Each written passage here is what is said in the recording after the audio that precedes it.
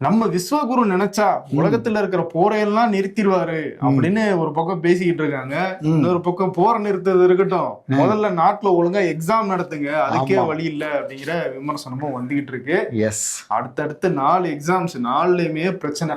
இந்த மாதிரி நிறைய செய்திகள் இன்னைக்கு நிகழ்ச்சியில இருக்கு. உள்ள போய் பாத்துடலாமா? நான் உங்கள் வெங்கடேஷ். நான் உங்கள் பிரேம். ஃபுல் மூன் சேல் காலை 9 மணியிலிருந்து இரவு 12 மணி வரை மே 31 ஒரு நாள் மட்டும். அதிமுகவுல சி.வி. சண்முகம், விஜயபாஸ்கர் இவங்க 2 பேரை தவிர்த்து இது எல்லாருமே வந்து எடப்பாடி பழனிசாமியோட போய் இணைஞ்சிட்டாங்க. அவங்க வந்து சபாநாயகர் ஜே.சி.டி. பிரபாகரை பார்த்து நிறைய விஷயங்கள் பேசினாங்க. அடுத்தது இப்ப ஆளுநரை போய் சந்திச்சிருக்காங்க. இங்க ஓப்பன் என்னன்னா, ஆளுநர் கிட்ட என்ன பேசியிருக்காங்க அப்படின்னு விசாரிச்சும் போது என்ன சொல்றாங்கன்னா, அதிமுகவுல இருந்து தாவேகாவுக்கு எம்எல்ஏக்களை வாங்குறாங்க, குதிரை பேரம் நடக்குது, அதை நீங்க தடுக்கணும் அப்படின்னு ஆளுநரை வலியுறுத்தி இருக்காங்களா. அது மட்டும் இல்ல, அதிமுகவுல இருந்து தாவேகாவுக்கு போன எம்எல்ஏக்கள் இருக்காங்கல்ல, அவங்க மேலே நீங்க நடவடிக்கை எடுக்கணும் அப்படின்னு பல்வேறு கோரிக்கைகளை கொடுத்து வலியுறுத்திட்டு வந்திருக்காங்களா அதிமுக தரப்புல எடப்பாடி பழனிசாமிக்கு ஆதரவா. சரி, இன்னொரு பக்கம் வந்து நீங்க சொன்னீங்க இல்லையா, 2 பேர் இன்னமும் வந்து எடப்பாடி பக்கமும் போகாம தாவேகா பக்கமும் போகாம, மக்கள் தான் முதல்ல நாங்க மக்களுக்கு நன்றி சொல்ல போறோம் அப்படின்னு சொல்லி சொந்த ஊருக்கு போனாங்க. விஜயபாஸ்கரும் சரி, சி.வி. சண்முகமும் சரி. விஜயபாஸ்கர் பாத்தீங்கன்னா நேற்று போய் மக்களுக்கு நன்றி சொல்றாங்க, தனியா ஒரு கூட்டம்லாம் நடத்தினாப்ல, என்ன முடிவெடுக்கணும்னு சொல்லிட்டு நான் தொகுதி மக்கள்கிட்டே கேட்க போறேன்லாம் சொல்லி அவர் ஒரு விஷயம் பண்ணிட்டு இருந்தாப்ல. இன்னைக்கு அங்க ஒரு கோயில்ல வைகாசி விசாக திருவிழா நடந்திருக்கு. அதுல பாத்தீங்கன்னா தாவேகா அமைச்சர் பர்வேஸ் கூட சேர்ந்து போயிருக்காரு, தேரை தொடக்கி வைக்கலாம் போயிருக்காப்புல. ஆனா நான் வந்து அவர் வந்து தொகுதியினுடைய எம்எல்ஏ, அவர் வந்து மாவட்டத்தினுடைய அமைச்சர் அப்படிங்கிற அடிப்படையில இது நடந்ததாகவும் சொல்லப்படுது ஒரு பக்கம்.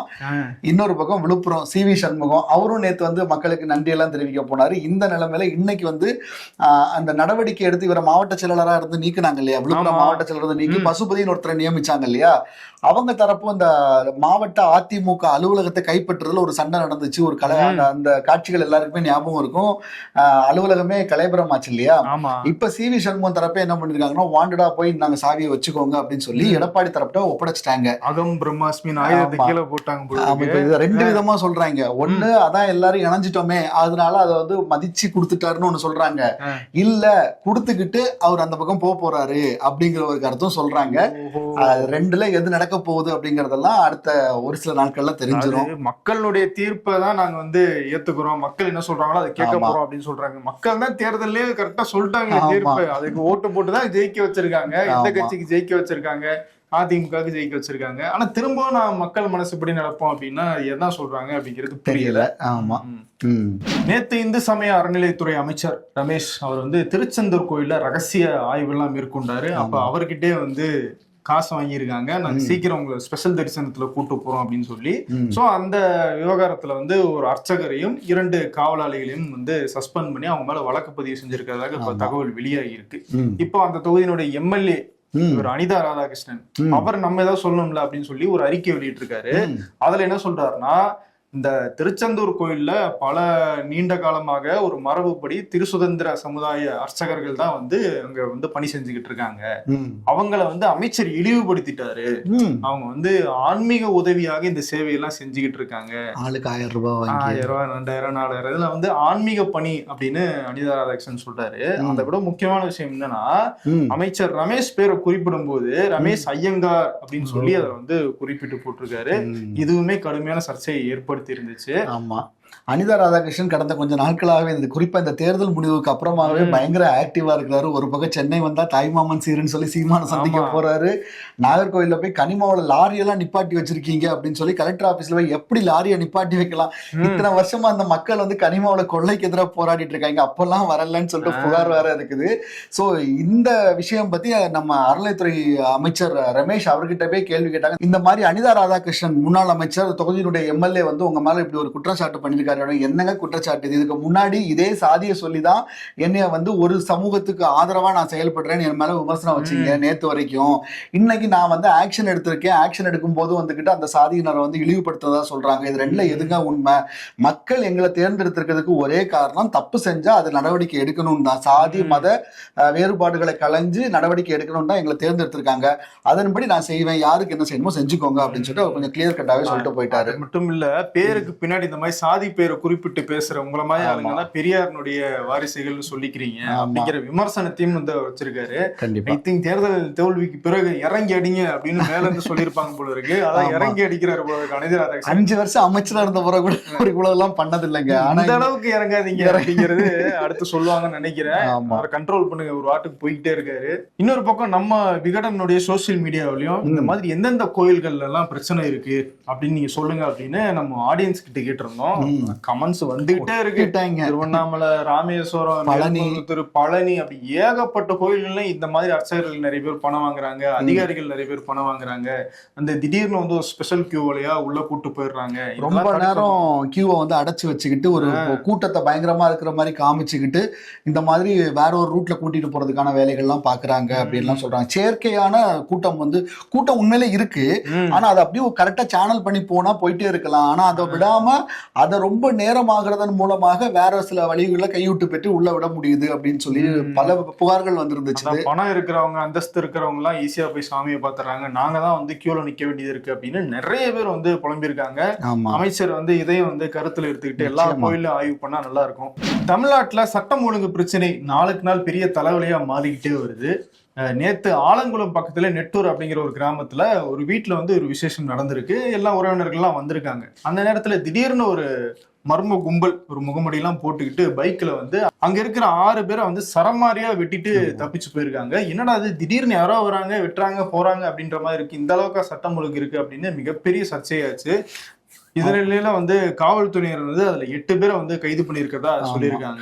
ஆக்சுவலி இது வந்து ஒரு டார்கெட்டடா யாரையோ ஒருத்தரை வெட்ட வந்தது மாதிரி இல்ல. அது வந்து அதுக்கு முன்னாடி ஒரு பேனர் சர்ச்சை நடந்ததா சொல்றாங்க. இன்னும் ஒரு முழுமையான தகவல்கள் வெளியே வரல. ஒரு பேனர் வைக்கிறதுல சர்ச்சை தொடங்கி அதுக்கப்புறமா அதுல ஏற்பட்ட சில வாக்குவாதத்துக்கு அப்புறமா அவங்க போயிட்டு மறுபடியும் அதிகமான போதைப் பொருட்கள் எடுத்துட்டு திருப்பி இந்த விசேஷத்துக்கு உள்ளால வந்து கண்ணில் பட்டவங்க எல்லாருக்கு மேலேயும் அந்த தாக்குதலை நடத்துனதா பார்க்க முடியுது. அதனுடைய காட்சிகள் எல்லாமே வந்து ரொம்ப அதிர்ச்சியா இருந்துச்சு.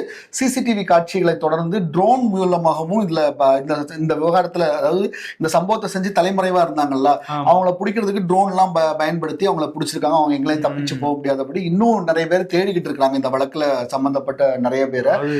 காவல்துறை வந்து நடவடிக்கை எடுக்கிறாங்க, ஆனா இது தடுக்கிறதுக்கான ஏற்பாடு தானே தேவைப்படுது. பெரும்பாலும் கடந்த சில நாட்களாக நடந்த எல்லா குற்றச்சாட்டுகளையும் பாக்குறப்போ அடிப்படையா இருக்கக்கூடிய பிரச்சனை பாத்தீங்கன்னா போதை தான் இருக்குது. அந்த போதையை கட்டுப்படுத்தக்கூடிய, அதாவது இந்த சட்டவிரோதமாக இந்த நடக்கக்கூடிய போதை கலாச்சாரம் இருக்கு இல்லையா, அதை கட்டுப்படுத்துறதன் மூலமா இங்க இருக்கக்கூடிய பல குற்ற செயல்களை வந்து தடுக்க முடியும் அப்படிங்கறதுதான் எல்லாருடைய கோரிக்கையாகவும் இருக்குது. ஆமா, எதிர்கட்சிகளும் சரி, பிரேமலதாவும் சரி, அவங்க எல்லாருமே வந்து பாத்தீங்கன்னா நேற்று உதயநிதி ஸ்டாலினும் இந்த விஷயத்துல தமிழ்நாட்டுல சட்ட ஒழுங்கு இருக்கா இல்லையானே தெரியல அப்படின்னு உதயநிதி ஸ்டாலின் சொல்லியிருந்தாங்க. இன்னைக்கு பிரேமலதாவும் இந்த லிஸ்ட் அவுட் எல்லாத்தையுமே பண்ணியிருந்தாங்க. கோவை சம்பவமா இருக்கட்டும், சென்னையில நடந்த அந்த காவலர் ஒரு சிறுவனுக்கு கொடுத்த பாலியல் தொல்லையா இருக்கட்டும், அப்புறம் அந்த 61 வயது மூதாட்டிக்கு ஏற்பட்ட பாலியல் விஷயங்களா இருக்கட்டும், இந்த மாதிரி எல்லா விஷயத்தையும் பட்டியலிட்டு முதல்வர் வந்து முதல்ல ஒரு தனி கவனம் இதுல செலுத்தி இந்த சட்ட ஒழுங்கு பிரச்சனைகளை தமிழ்நாட்டுல முதல்ல சரி பண்ணணும் அப்படின்னு ஒரு கோரிக்கையாகவும் வச்சிருக்காங்க. ஆமா, இன்னொரு பக்கம் வந்து உயர்நீதிமன்றம் வந்து என்ன சொல்லுது, லஞ்ச ஒழிப்புத்துறை அப்படிங்கிறது ரொம்ப முக்கியமான அதிகாரிகள் இருந்த துறை. அந்த துறையில அருண் ஐபிஎஸ் அவரை போட்டிருக்காங்க அப்படின்னு சொல்லி ஒரு மாதிரி அதிருப்தி சொல்லியிருக்காங்க. அது என்ன வழக்கு அப்படின்னு பாத்தீங்கன்னா, அருண் ஐபிஎஸ் இருக்காரு இல்லையா, அவரு சென்னையினுடைய ஆணையரா இருந்த காலகட்டத்துல வந்து பாத்தீங்கன்னா ஒரு பிசினஸ் மேன் மேல வந்த புகார்கள் அடிப்படையில் அவர் மேல குண்டர் சட்டம் போடுறதற்கு உத்தரவிடுறாரு. அதற்கு எதிராக அவங்களுடைய மகள் வந்து பாத்தீங்கன்னா சென்னை உயர்நீதிமன்றத்தில் ஒரு வழக்கு தொடர்றாங்க. இந்த வழக்கு தான் தொடர்ந்து நடைபெற்று கொண்டே வருது. இப்போ வந்து அவங்க அதே அருண் வந்து பாத்தீங்க அப்படின்னா லஞ்ச ஒழிப்புத்துறையினுடைய இயக்குனரா நியமிக்கப்பட்டிருக்கிறாரு. இந்த நிலைமையில நீதிமன்றம் வந்து இந்த வழக்குல நீங்க நேரடியா ஆஜராகணும் அப்படின்னு சொல்லிக்கிட்டு ஒரு சம்மன் அனுப்புறாங்க. சம்மனுக்காக நீதிமன்ற அலுவலர் ஒருத்தர் வந்துகிட்டு ஒரு பிரதிநிதி வந்து சம்மனை கொடுக்கறதுக்காக அருண் ஐபிஎஸ் பாக்குறதுக்காக போறாரு. ஆனா அங்க வந்து அவர் ஒரு மீட்டிங்ல இருக்கிறாரு அப்படின்னு சொல்லி கிட்டத்தட்ட 2 மணி நேரம் காக்க வைக்கப்படுகிறார். சோ இந்த விஷயத்திலே நீதிபதிகள் வந்து ரொம்ப அப்செட் ஆயிருக்காங்க. திருப்பி அருண் ஐபிஎஸ் வந்து அந்த ஆஜராகிற நாள் வந்துச்சு இல்லையா, முந்தானத்து ஆஜராக வரும்போது அவர் என்ன சொல்றாருன்னா, நீங்க வந்து இந்த மாதிரி காக்க வச்சிருக்கீங்க அப்படின்னு சொல்லும்போது, இல்லைங்க நான் உண்மையிலே மீட்டிங்ல இருந்தேன், என்னுடைய 28 ஆண்டு காலத்துல வந்து எனக்கு வந்து என் மேல புகாரே கிடையாது. புகார் வந்தா நீங்க என்ன பண்ணுவீங்கன்னு தெரியும்ல. ஆமா, என் மேல எந்த புகாருமே கிடையாது, அதனால வந்து இந்த வழக்கை இது கொஞ்சம் கன்சிடர் பண்ணுங்க அப்படிங்கிற மாதிரி மாதிரி சொல்றாங்க. அப்போ ஜட்ஜஸ் என்ன சொல்றாங்க அப்படின்னா, இந்த நீதிமன்ற உங்க ஆபீஸுக்கு வந்தார்ல என்னுடைய உதவியாளர், இந்த நீதிமன்ற பணியாளர் இருக்கார்ல, அவர் வந்ததுக்கு அப்புறமா இந்த கேஸ் எடுக்கிறோம், நீங்க கொஞ்சம் வெயிட் பண்ணுங்கன்னு அவரை உட்கார வச்சுக்கிட்டு அந்த வழக்கை கடைசியா எடுத்திருக்காங்க. ஸோ அருண் ஐபிஎஸ் வந்து அங்க வெயிட் பண்றதாகவும் ஒரு தகவல் இருந்துச்சு. அதுக்கப்புறமா அந்த வழக்கு விசாரணைக்கு வந்தப்போவும் நீதிபதிகள் வந்து பாத்தீங்கன்னா மிக கடுமையான கண்டனங்களை பதிவு பண்ணாங்க. நீங்க இப்படிதான் சவுக்கு சங்கர் விஷயத்திலையும் பண்ணீங்க, வராகி விஷயத்திலையும் பண்ணீங்க, இந்த மாதிரி பல வழக்குகள் வந்து நீதிமன்றம் தலையிட்டு தான் குண்டர் சட்டத்தை எடுக்க வேண்டிய சூழல்லாம் வந்துச்சுது. இப்போ நீங்க புதுசா பதவி ஏற்றிருக்க அந்த லஞ்ச ஒழிப்புத்துறை இருக்கு இல்லையா, அதுல எப்பேற்பட்ட ஆட்கள்லாம் இருந்தாங்க தெரியுமா? 2 முன்னாள் அதிகாரிகள் பேர்லாம் சொல்றாங்க. அவர்கள்லாம் பணிக்காலம் நிறைவடைகிற வரைக்கும் எந்த குற்றச்சாட்டுக்கும் ஆளாகாதவங்க, அப்படிலாம் இருந்த போஸ்ட்ல நீங்க இருக்கிறீங்க, பார்த்து நடந்துக்கோங்க அப்படின்னு சொல்லிக்கிட்டு பயங்கரமான கண்டனத்தை பதிவு பண்ணியிருக்கிறாங்க. உயர்நீதிமன்றம் வந்து அருண் ஐபிஎஸ்க்கு மட்டும் பண்றாங்களா, இல்ல அவர் அந்த பதவியில நியமிச்ச தாவேக அரசுக்கும் பண்றாங்களா அப்படிங்கிறது தெரியல. நீதிமன்ற விவகாரம் அப்படின்னு சொல்லும்போது இன்னொரு நீதிமன்ற விவகாரமும் பேசப்பட வேண்டியதா இருக்குது. குறிப்பாக நடந்து முடிந்த சட்டமன்ற தேர்தலில் குழந்தைகளை பயன்படுத்தி வாக்கு சேகரிப்புக்கு வந்து குழந்தைகளை பயன்படுத்தி நீங்க உங்க பெற்றோர்களுக்கு அழுத்தம் கொடுத்து தாவேக்காவுக்கு ஓட்டு போட வைங்க அப்படின்னு விஜய் பேசின விஷயங்களும் இருக்கட்டும். அதே மாதிரி திமுக சார்பாகவும் அதிமுக சார்பாகவும் நிறைய இடங்கள்ல பணப்பட்டுவாடை நடைபெற்றது அப்படிங்கிற ஒரு வழக்கையுமே வந்து நீதிமன்றம் விசாரிச்சுக்கிட்டு இருக்கு. அந்த வழக்குல வந்து நீதிமன்றம் வந்து தாவேக்காவும் சரி திமுக தேர்தல் ஆணையம் நீங்களாம் பதில் அளிக்கணும் அப்படின்னு சொல்லிட்டு ஒரு உத்தரவு கொடுத்திருக்காங்க. திமுக சார்பாக நாங்க வந்து எந்த இடத்துலயுமே குழந்தைகளை வந்து வாக்களிக்க சொல்லுங்கன்னு சொல்லி நாங்க சொல்லவே இல்லை. ஒருவேளை பணப்பட்டுவாடா பற்றின விஷயம் சொல்றீங்கன்னா அது எந்த தொகுதிங்கிறத பத்தி சொல்லுங்க, அந்த தொகுதிகளில் இருக்கக்கூடிய வேட்பாளர்களை எதிர்மனுல சேர்த்து நம்ம வழக்கு ஃபர்தரா கொண்டு போகலாம் அப்படின்னு சொல்லியிருக்காங்க. ஸோ இப்போ தாவேக்காவும் அடுத்த வழக்கு விசாரணைக்கு வரும்போது தாவேக்கா என்ன பதில் சொல்லுது, தேர்தல் ஆணையம் இதுல என்ன விளக்கம் சொல்லுதுங்கிறதையும் நம்ம பொறுத்திருந்து பார்க்க வேண்டியதா இருக்கு. குட்டி நண்பா நண்பீஸ் வந்து நிறைய வீட்டுல போய் டார்ச்சர் பண்ணி ஓட்டு போடணும் அப்படின்லாம் சொல்லியிருக்காங்கன்றத நம்மளே பார்த்தோம். நிறைய வீட்டுல சொன்னாங்க இந்த மாதிரி. இப்ப என்னன்னா அவங்க சொல்லி ஓட்டு போட்டுட்டாங்க. இப்ப ஆட்சிக்கு வந்து விஜய் வந்துட்டாரு. இப்போ இந்த ஆட்சி எப்படி நடக்குது, இதுல வந்து என்ன தவறு செய்யறாங்க, என்ன சரியா செய்யறாங்க அப்படிங்கிறத அந்த குழந்தைகளுக்கு அந்த சிறுவர்களுக்கு வந்து எடுத்து சொல்லணும் பேரண்ட்ஸ். அப்பதான் வந்து அந்த குழந்தைகள் சொன்ன முடிவு கரெக்டா இல்ல அப்படிங்கிறது அவங்களுக்கு பின்னால புரியும். அவங்க ஓட்டு போட வரும்போது யோசிச்சு ஓட்டு போடணும் அப்படிங்கிறத யோசிப்பாங்க. சோ பெற்றோர்கள் அதையும் வந்து கவனத்துல எடுத்துக்கோங்க. சோ இன்னொரு பக்கம் வந்து தாவேக்கா தரப்புல இருந்து மாணவர் அமைப்புகளை கல்லூரிகள்ல திரும்ப கொண்டு வரலாம் அப்படிங்கிற ஒரு யோசனை போய்கிட்டு இருக்கான். ஏன்னா இப்ப சமீபத்துல வந்து எஸ்எஃப்ஐ, அதாவது கம்யூனிஸ்ட் கட்சியினுடைய மாணவர் அமைப்பினர் போய் வந்து சந்திச்சுட்டு வந்தாங்க விஜய. அப்போ வந்து அவங்க கோரிக்கை கொடுத்திருக்காங்களாம். இந்த மாதிரி தமிழ்நாட்டுல வந்து பல ஆண்டுகளாக இந்த மாணவர் அமைப்பினர் வந்து தேர்தல் நடத்தாம இருக்கு ஒவ்வொரு கல்லூரிகளிலும். இனிமேல் வந்து அதை நம்ம துரிதப்படுத்தணும், தேர்தல்கள் நடத்தணும் அப்படின்னு சொல்லி வலியுறுத்திருக்காங்க. சோ அதை வந்து தாவேக்காவும் ஓகே அப்படின்னு ஒரு பாசிட்டிவான ஆங்கிள் பாக்குறாங்களாம். சோ அதை பத்தி ஆலோசனை போய்கிட்டு இருக்கு அப்படின்னு சொல்றாங்க. நடிகரும் கார் ரேசருமான அஜித் குமார் அவங்களுடைய தாயார் மோகினி மணி வந்து இன்னைக்கு அதிகாலை காலமாயிருக்காங்க. வயது மூப்பின் காரணமாக சென்னையில தான் அவங்க இருந்தாங்க. ஸோ அவங்க வந்து இன்னைக்கு வயது மூப்பின் காரணமா காலமாயிருக்காங்க.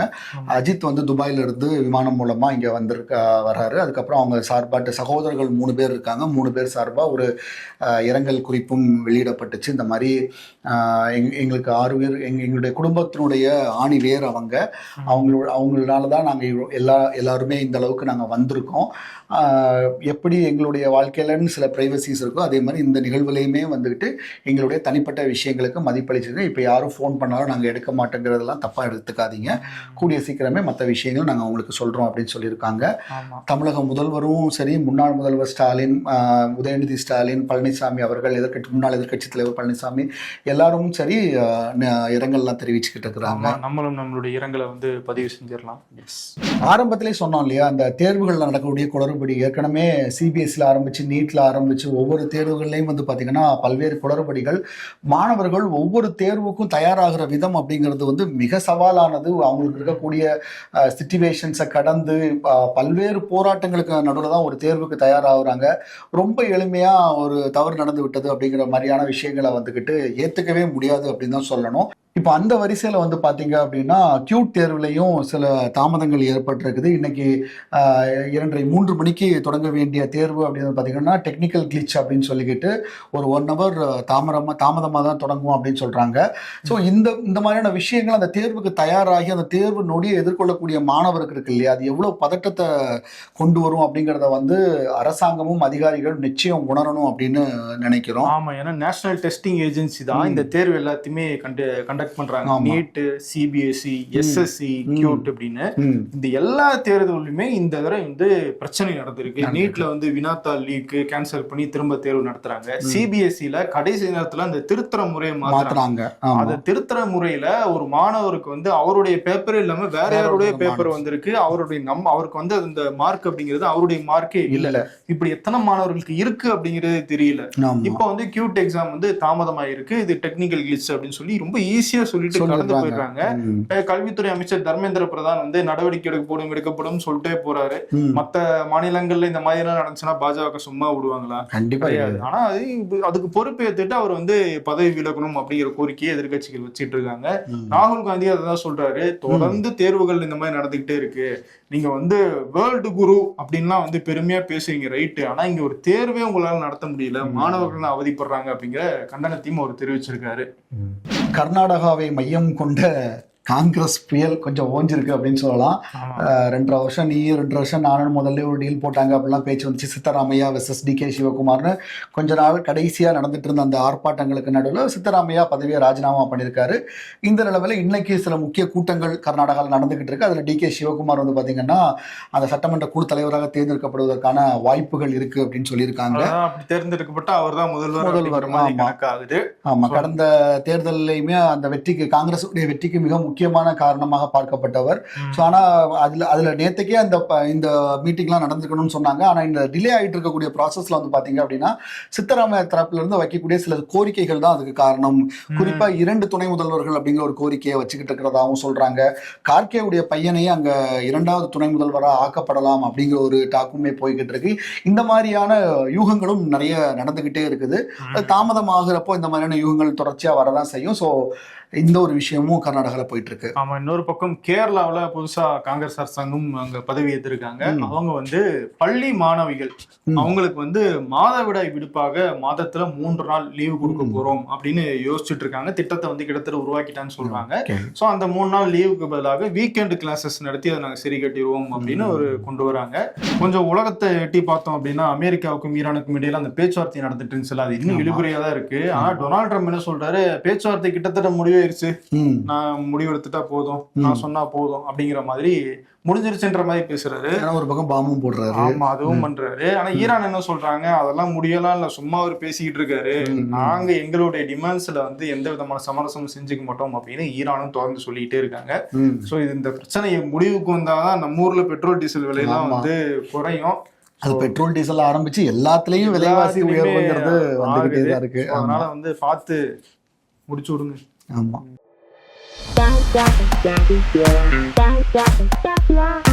நிம்மதியான வாழ்க்கை வேணும்னு ஆசையா வீடு கட்டுறவங்களை விட அடுத்தவங்க முன்னாடி நல்லா வாழ்ந்து காட்டணும்னு வீடு கட்டுறவங்க தான் இங்க அதிகம். ஃபேக்ட். நாக்கை கைதியாக வைத்திருந்தால் உனக்கு என்றுமே விடுதலை தான். அது இங்க இருக்கு.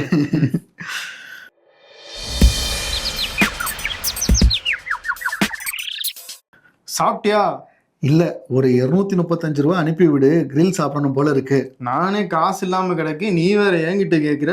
அப்புறம் எதுக்கு டெய்லியும் சாப்பிட்டியான்னு கேட்டு உசுர வாங்குற? அதுதான் ஃப்ரீ, கேட்கறது தான் ஃப்ரீ. கிச்சனில் கொட்டிய சிறிதளவு காப்பியை கணவன் வேகமாக வந்து துடைக்கும் வரை அந்த வீட்டை மனைவியே ஆள்கிறாள் என்று பொருள். சிறப்பு. இதோ வந்துட்டேன். விருது கொடுக்கணும். யார் கொடுக்கலாம்? யாருக்கு? அதான் பேசிட்டோமே, நிறைய பேசியிருக்கோமே. ஆமா, பிரதமர் மோடி தான். போரெல்லாம் முதல்ல நிறுத்திட்டு இங்க நடக்கிற அக்கப்போரை சரி பண்ணுங்க அப்படின்னு வந்து எல்லாரும் கேட்க ஆரம்பிச்சிட்டாங்க. மாணவர்கள்லாம் வந்து அவ்வளவு தூரம் கஷ்டப்படுறாங்க. நீட்டுக்கு அவ்வளவு தூரம் ப்ரிப்பேர் பண்றாங்க. சிபிஎஸ்இ எக்ஸாம் அவங்களால 1 மார்க் கம்மியாச்சுன்னா கூட இந்த JEE என்ட்ரன்ஸ் எக்ஸாம்லாம் எழுதி IIT IIM மாதிரியான இன்ஸ்டிடியூஷன்ஸ்க்கு எல்லாம் போக முடியாம போயிருது. அப்படிப்பட்ட மாணவர்களுடைய வாழ்க்கையில வந்து மத்திய அரசு தொடர்ந்து விளையாடிக்கிட்டே இருக்காங்க. அது தப்பு நடக்கிறது ஓகே, அதை எப்படி சரி செய்ய போறோம், அதுக்கு என்ன பொறுப்பு எடுத்துக்க போறோம் அப்படிங்கிறது கூட அவங்க சீரியஸா எடுத்துக்கல. அடுத்தடுத்த தேர்வுகள்ல இதே தப்பு நடந்துகிட்டே இருக்கு. ஆமா, அதனால வந்து பிரதமர் மோடிக்கு இந்த விருதை கொடுத்துடலாம். எஸ், தேர்வுகள் ஜாக்கிரதை, அதாவது மாணவர்கள் வந்து உஷாராதான் தேர்வு எழுத போகணும்ன்ற மாதிரி நிலைமை ஆயிப்போச்சு அப்படிங்கிற. மாணவர்களை கூப்பிட்டு பரீட்சாக்கு சர்ச்சா நடத்துற மாதிரி அதிகாரிகளை கூப்பிட்டு எப்படி தேர்வு நடத்தணும் மோடி கிளாஸ் எடுத்துட்டாருன்னா பெட்டரா இருக்கும்னு நினைக்கிறேன். அது சரி. ஓகே, விருது கொடுத்துட்டு கிளம்பிடுவோம். நன்றி. ஃபுல் மூன் சேல் காலை 9 மணியிலிருந்து இரவு 12 மணி வரை மே 31 ஒரு நாள் மட்டும்.